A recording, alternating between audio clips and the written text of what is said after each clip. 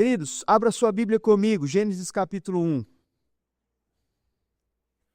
Nós vamos começar hoje, né? Essa jornada aí que nós falamos e nos propomos a fazer, de estudar, de meditar sobre o livro de Gênesis, do capítulo 1, versículo 1, até o final do livro. Então serão vários domingos de exposição bíblica contínua, aplicada, para que nós possamos aprender sobre a palavra de Deus. Gênesis 1, nós vamos ler do versículo 1 até capítulo 2, versículo 3. Então é um texto um pouquinho extenso, preste bastante atenção à narrativa da criação que diz: No princípio Deus criou os céus e a terra.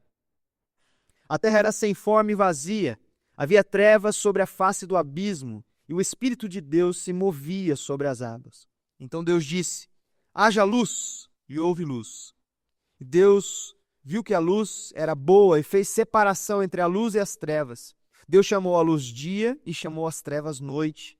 Houve tarde e manhã, primeiro dia. Deus disse: haja um firmamento no meio das águas e separação entre as águas e águas. E Deus fez o firmamento e a separação entre as águas debaixo do firmamento e as águas acima do firmamento. E assim aconteceu. E Deus chamou ao firmamento os céus. Houve tarde e manhã, o segundo dia. E Deus disse: ajuntem-se as águas debaixo dos céus num só lugar e apareça a porção seca. E assim aconteceu. Deus chamou a porção seca terra e ao ajuntamento de água chamou mares. E Deus viu que isso era bom. E disse Deus que a terra produza relva, ervas que deem semente e árvores frutíferas que deem fruto segundo a sua espécie, cuja semente esteja no fruto sobre a terra.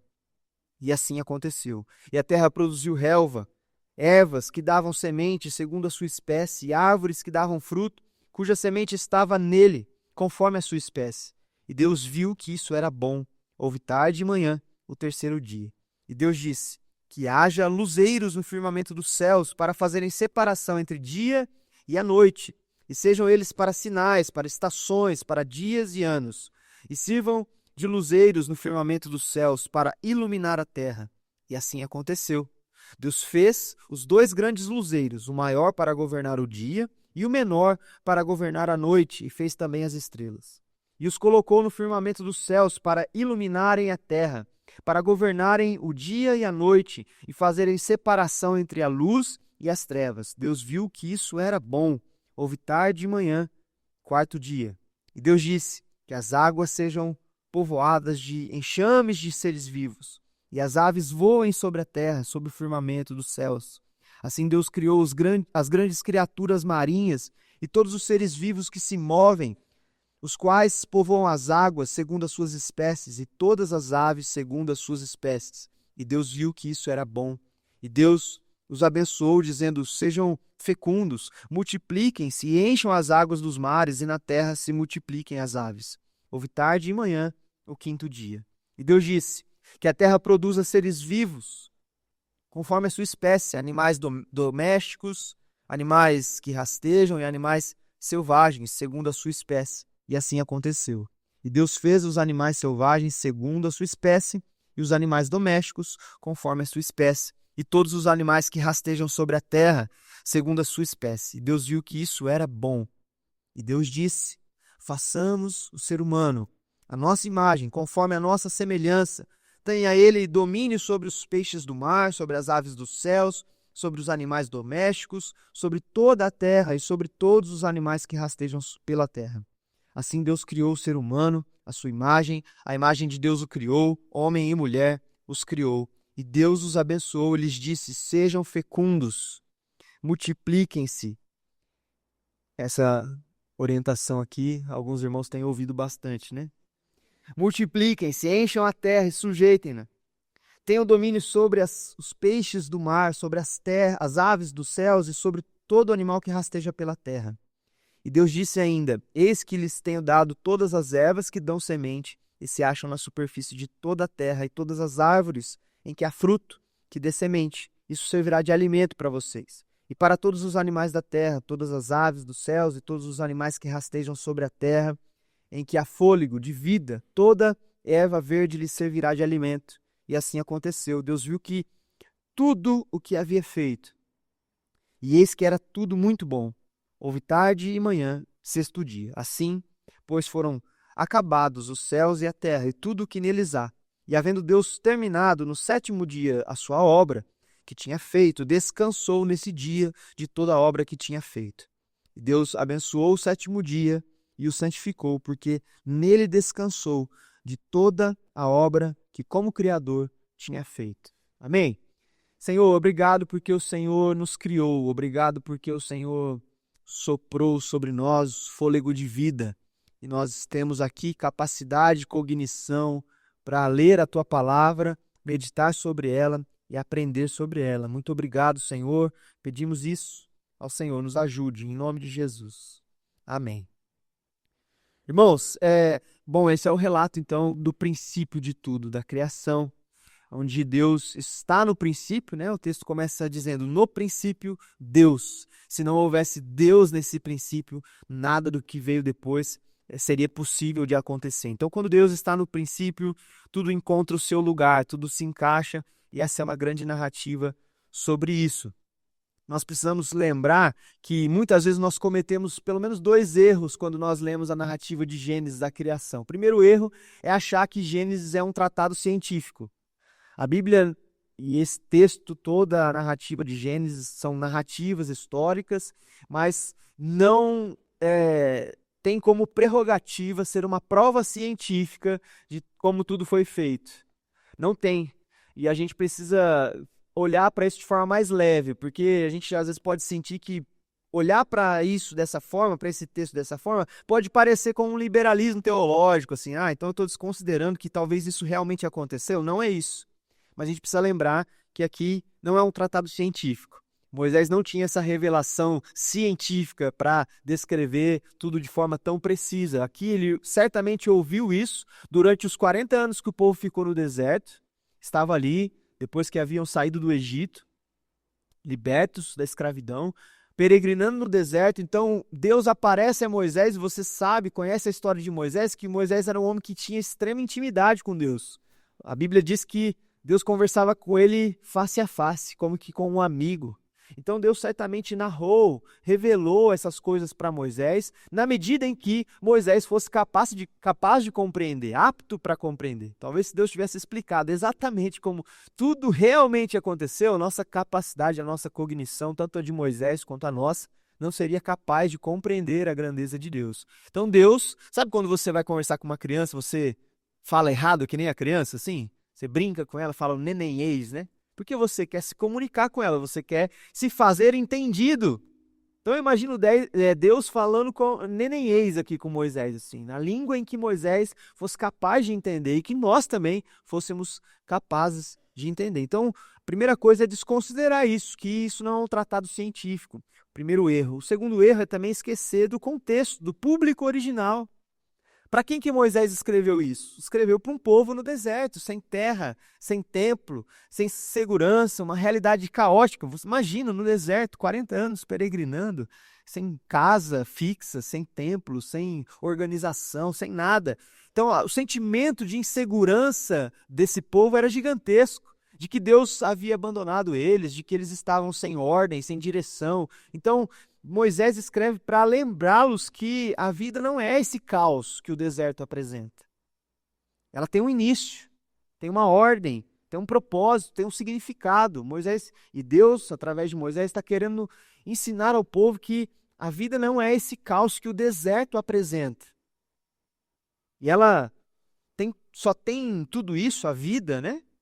Ordem, propósito, início, significado, porque ela foi pensada, planejada, organizada e executada por Deus.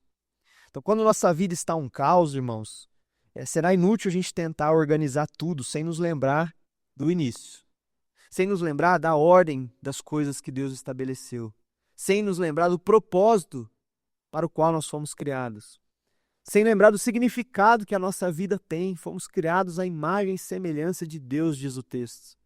Então, quando você estiver menosprezando a sua própria vida, sabe, com um sentimento de morte, que a psicologia freudiana chama de pulso de morte. Quando você estiver sentindo assim vontade de tirar a própria vida ou achando que a sua vida não tem sentido, lembre-se disso. Sua vida carrega a imagem e semelhança do Criador, do Deus Todo-Poderoso. A sua vida é sim importante, tem propósito, tem significado. Não é caótica como pode parecer diante das situações que você esteja vivendo, mas lembre-se, Deus criou tudo, organizou tudo, estabeleceu ordem, propósito, separação entre todas as coisas, deu significado para cada uma das coisas. E eu quero então refletir com os irmãos sobre pelo menos 4 lições desse texto, considerando que a gente não pode cometer esses erros. Olhar para esse texto como um tratado científico, buscando exatidão científica, não é esse o objetivo, e também precisamos nos lembrar do público original, o povo no deserto, peregrinando no deserto, com a vida caótica, aparentemente abandonada. Primeira coisa, Deus é um Deus que começa tudo. Deus é o princípio de toda a realidade. Antes de qualquer coisa existir, Deus já existia.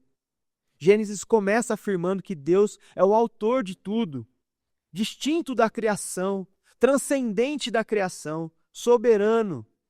Então, ele tem toda a prerrogativa de Deus para criar tudo do jeito que ele bem entendesse. Senão ele não seria Deus. Se ele estivesse submisso, sujeito a alguma condição para criar, ele não seria Deus, ele seria uma criatura. Nós estamos sujeitos a uma condição. Você só pode cantar uma boa música, tocar um instrumento com habilidade, destreza, porque Deus te deu algumas condições para isso. Você só consegue fazer isso devido a algumas condições naturais que você recebeu. Deus não, Deus criou toda a realidade a partir do nada. Moisés escreve para um povo que está no deserto, e antes de saber para onde eles vão, eles precisam saber de onde eles estão vindo. Qual é a origem desse povo? Quem os criou? Deus cria, então, por iniciativa própria, nada condiciona Deus. Deus é esse ser transcendente, atemporal, está acima do tempo, da matéria, do espaço, e pode criar tudo como lhe bem agrada. O Espírito de Deus, diz o texto, pairava sobre o caos. Não há desordem que ele não possa organizar. Então, o texto diz que existia um caos ali.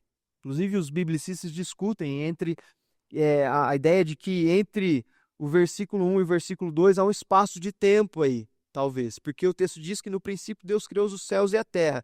No segundo versículo a gente já olha para a terra sem forma e vazia. O que aconteceu nesse período em que a terra ficou sem forma e vazia? Alguns biblicistas dizem que nesse intervalo de não sabemos quantos anos, quanto tempo, foi onde aconteceu a queda de Satanás, e aí o caos então começou a entrar no mundo, e Deus então cria toda a realidade agora organizada. Mas é uma discussão meio infrutífera para a gente entrar hoje. A criação acontece pela palavra de Deus. Você percebe que Deus vai falando e as coisas vão sendo criadas. Deus disse, haja luz, Deus disse que o firmamento acontecesse, Deus disse para que as águas se ajuntassem. E quando Deus vai dizendo, a sua palavra vai sendo dita, as coisas vão sendo criadas pela realidade da palavra. O que João vai dizer que é o próprio Jesus, o verbo, o logos, a palavra que estava com Deus e era Deus, e que tudo foi criado por meio dele, Jesus, a palavra. Uma palavra que gera vida, como cantamos aqui, uma palavra que dissipa as trevas, um nome que dissipa toda a escuridão. É através dessa palavra que Deus cria. Bom, se Deus é quem começa tudo, então a realidade não é caótica e nem acidental, ela é intencional. É isso que Deus está querendo explicar para esse povo e para nós nessa manhã. A vida não está solta, a vida não está ao acaso, o caos não é definitivo, por mais que talvez você esteja vivendo um caos momentâneo na sua vida, o caos não é definitivo. Deus é o Deus que organiza todo o caos, dissipa todas as trevas, dá ordem às coisas. Onde Deus fala, a vida se organiza. Muitas vezes o que está faltando na nossa vida caótica é ouvir a voz de Deus, que é direcionadora, que é organizadora, que organiza o nosso caos. Então, lembre-se disso, Deus é o Criador, Deus começa tudo, Deus começou a sua vida, Deus começou a sua família, Deus começou o seu trabalho, o seu emprego, a sua carreira, Deus começou o seu ministério, Deus é quem começa tudo, Deus é um grande iniciador. e criador de todas as coisas. A sua vida não está solta ao acaso. Segunda coisa, conectada a isso, Deus é um Deus que coloca tudo em ordem. Deus não apenas cria, ele organiza, separa, estrutura, planeja. A narrativa. Deus não apenas cria, como eu disse, né? Ele organiza. A narrativa da criação revela um Deus de ordem, ritmo, propósito. A criação acontece em etapas, a gente percebe, né? Separação, organização, preenchimento. Deus cria primeiro o ambiente, o mar, depois ele preenche isso de seres vivos. Deus cria primeiro a terra, depois ele enche a terra de seres viventes. Nada é improvisado, tudo tem função, tem lugar. O juízo, quando ele termina de criar as coisas por etapas, você percebeu um padrão aqui. Deus olha para isso que ele criou e diz assim, que é bom. E viu Deus que isso era bom. E viu Deus que isso era bom. A Bíblia vai repetindo essa expressão. Então, esse juízo divino de era bom, ele não é apenas um juízo de quem está apreciando aquilo que ele criou e viu que aquilo é belo, mas viu que aquilo também é moral e é funcional. Cada coisa cumpre o seu propósito. As árvores dão frutos, os animais se multiplicam, os firmamentos dos céus dividem entre dia e noite, os luzeiros que Deus criou geram luz. Então, quando Deus olha para alguma coisa e diz é bom, ele está dizendo assim, isso cumpre a sua função, isso cumpre o seu propósito, isso foi bem organizado, está cumprindo aquilo que eu criei para que ele cumprisse. Se Deus organiza o mundo com propósito, então a bondade da criação está ligada à funcionalidade da vida. Ser bom diante de Deus é viver conforme o propósito para o qual nós fomos criados. Então, quando Deus olha para você e diz que você é bom, que você é alguém que ele considera bom, não está dizendo sobre a sua moralidade apenas, porque nós sabemos, nós somos pecadores, falhos, e nós já vamos estudar nos próximos domingos sobre a queda, de como essa maldade entrou na nossa vida. Mas quando Deus cria o homem, cria todas as coisas, ele olha para tudo aquilo e diz: isso é bom, isso cumpre a sua função. Então, Deus precisa olhar para nós e perceber que somos bons no sentido de que estamos vivendo segundo o seu propósito, estamos vivendo segundo a sua vontade. É igual assim quando, né, o ser humano que criou o garfo, certo? O garfo, para a gente comer. Daqui a pouco a gente vai almoçar, você vai usar o garfo, né? Um instrumento. Não sei que você vai comer sopa no domingo. Não sei se é muito comum alguém comer sopa no domingo. Mas se você tentar comer sopa com garfo, o garfo não estará cumprindo a sua função. O garfo não foi feito para comer sopa.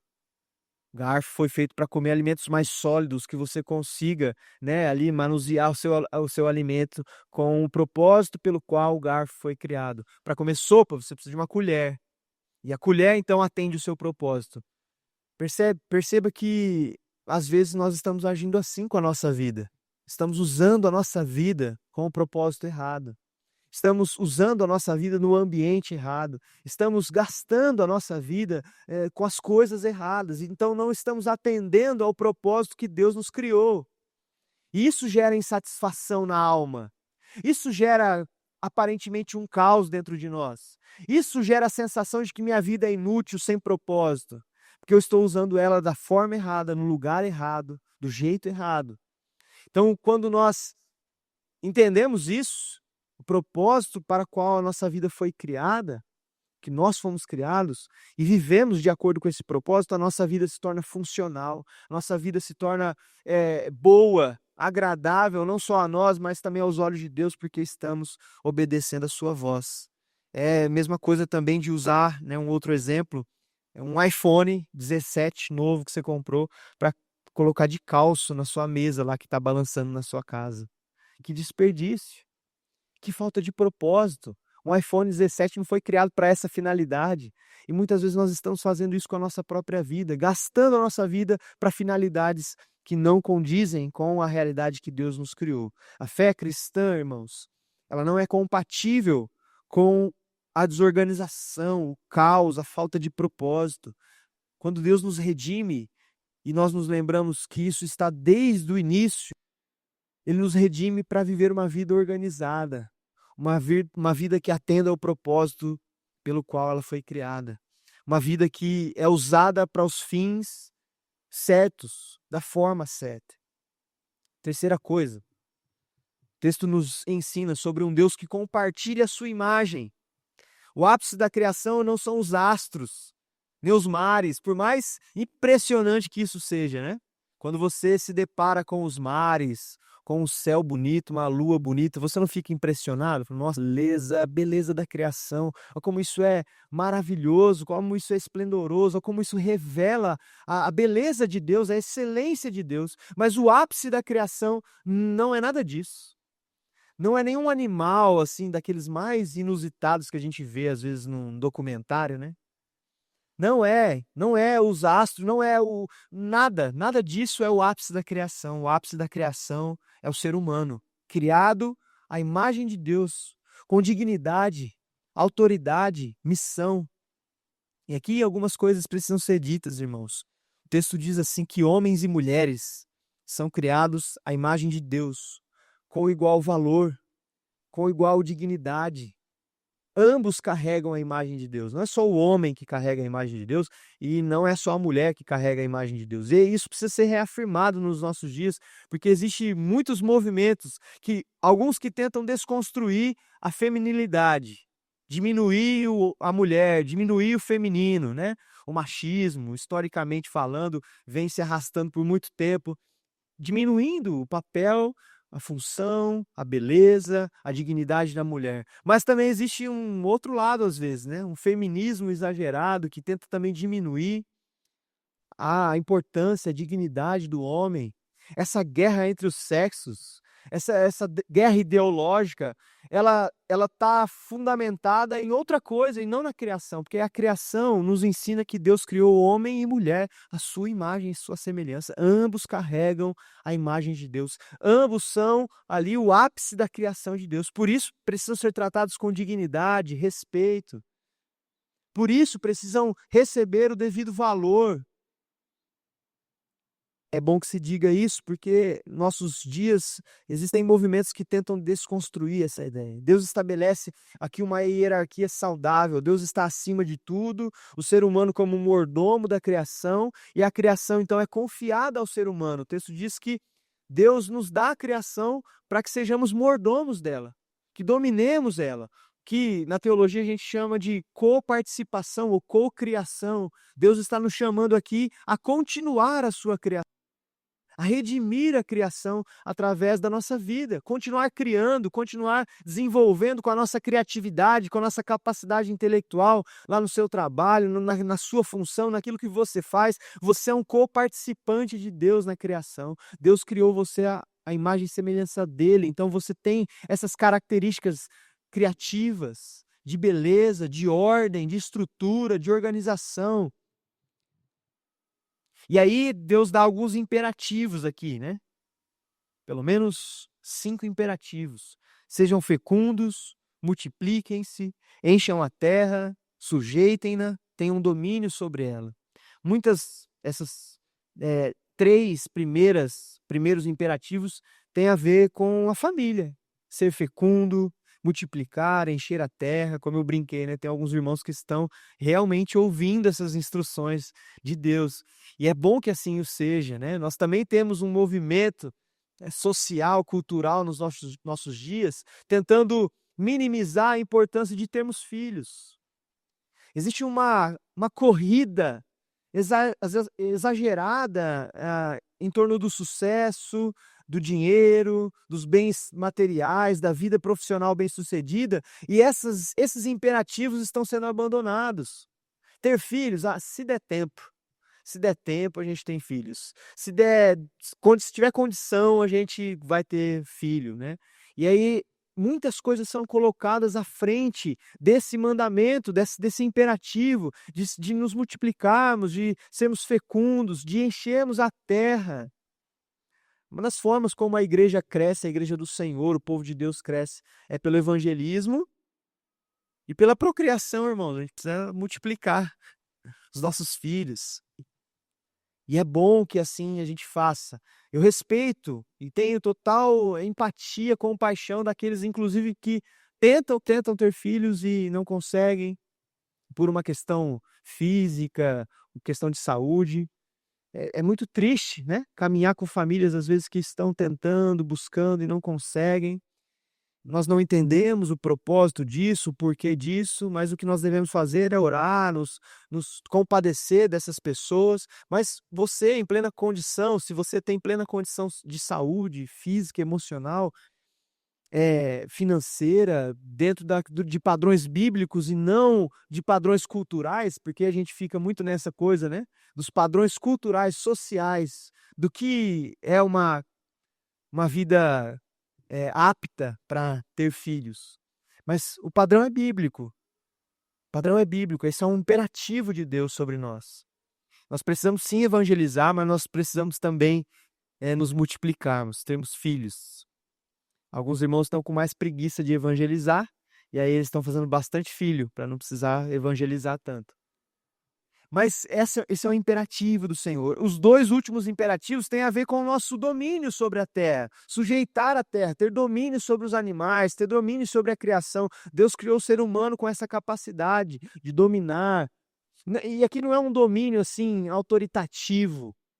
É um domínio porque carregamos essa capacidade de Deus, a imagem e semelhança de Deus, de autoridade, de ordem, de estrutura, de organização, por isso precisamos usá-la.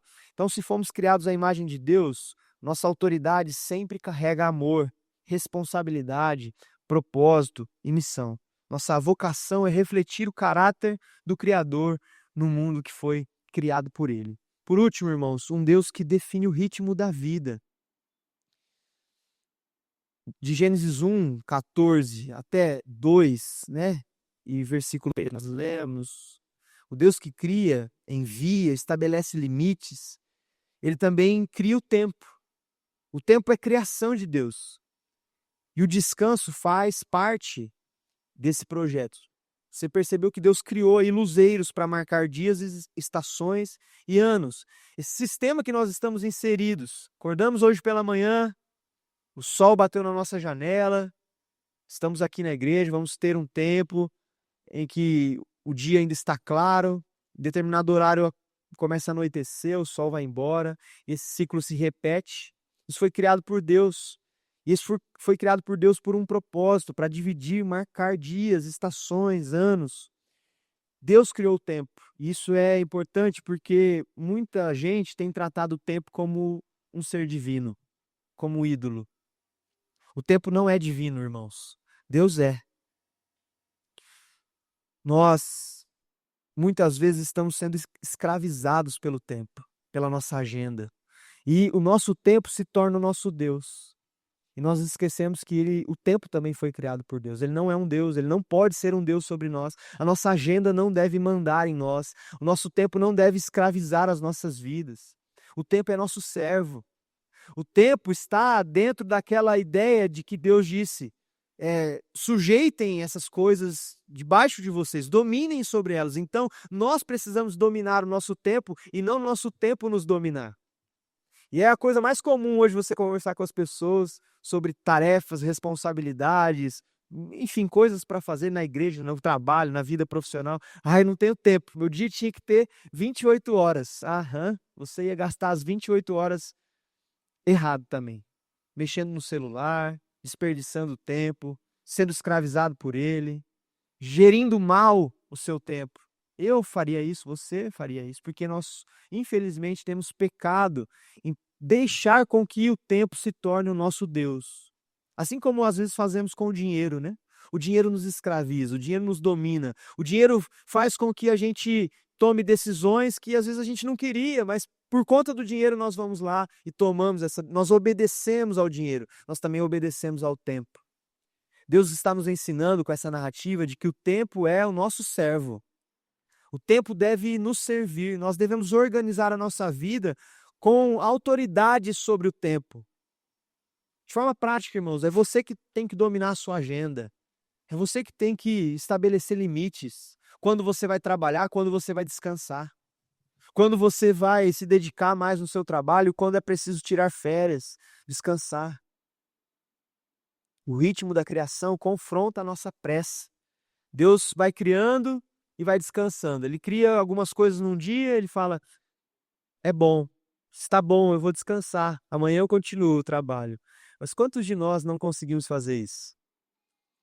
A gente trabalha, trabalha, trabalha, trabalha, a gente não sabe impor limites e dizer: tá bom, por hoje o que eu fiz está suficiente, amanhã é um novo dia. Ritmo. A narrativa da criação nos ensina sobre ritmo. Descansar é um ato de fé, confiar na providência do Senhor.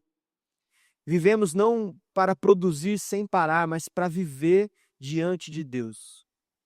Irmãos, concluindo, Gênesis 1, versículo 1 até o capítulo 2, versículo 3, nos apresenta um Deus que começa tudo com soberania, organiza tudo com sabedoria, estrutura, compartilha sua imagem conosco a partir da graça.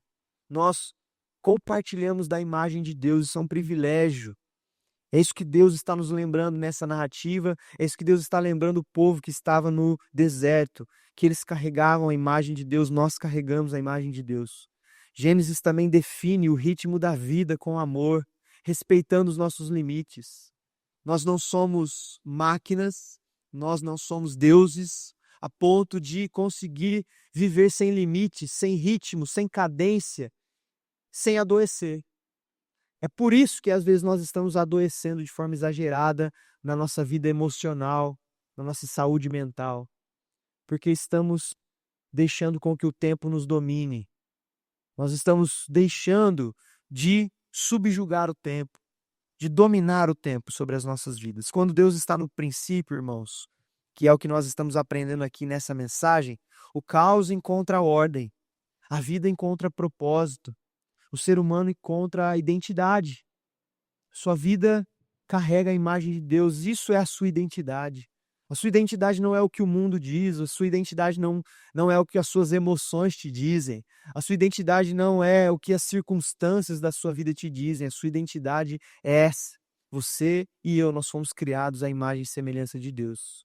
Carregamos divino em nós, sacralidade em nós. Sua vida é sagrada, a minha vida é sagrada, a nossa vida comunitária é sagrada. O ser humano encontra essa identidade em Deus. E o tempo encontra descanso. O tempo encontra um ritmo com sabedoria. Onde Deus ocupa o primeiro lugar, tudo mais encontra o seu lugar. Que Deus te lembre nessa manhã de que a sua vida não existe por acaso. Ele é o criador de tudo, ele é o criador da sua vida. Que Deus te lembre nessa manhã que a sua vida tem dignidade e propósito.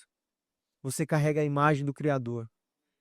Que Deus te lembre nessa manhã que você foi criado para subjugar o tempo, as coisas, a criação.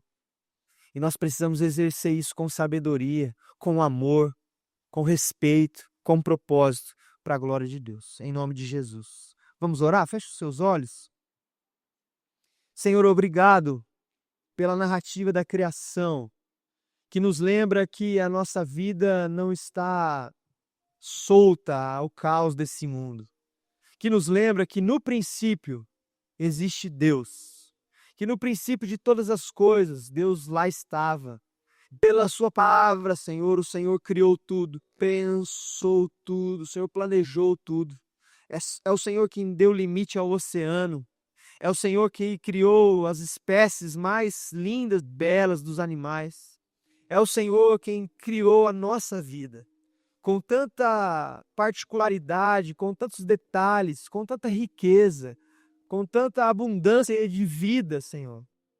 Mas muitas vezes nós desperdiçamos a nossa vida, porque nos esquecemos do propósito para o qual ela foi criada, Senhor. Nos perdoa. E que nessa manhã exista nos nossos corações aqui um realinhar do nosso propósito, um realizar da nossa vida, Senhor. Entendendo que o Senhor nos criou para a sua glória, que o Senhor nos criou para subjugar a terra, para nos multiplicarmos, para abençoar, Senhor. Ajuda a lembrar desse propósito. Nos ajuda a lembrar que a nossa vida não é só sobre acordar na segunda-feira, trabalhar, esperando que a sexta chegue logo. A nossa vida tem muito mais significado, porque ela sai das mãos do Senhor, que é Criador e soberano sobre a terra, Senhor. Assim nós oramos, gratos pela vida, gratos pelo ar que respiramos, gratos porque o Senhor compartilha conosco a sua imagem. Em nome de Jesus. Amém.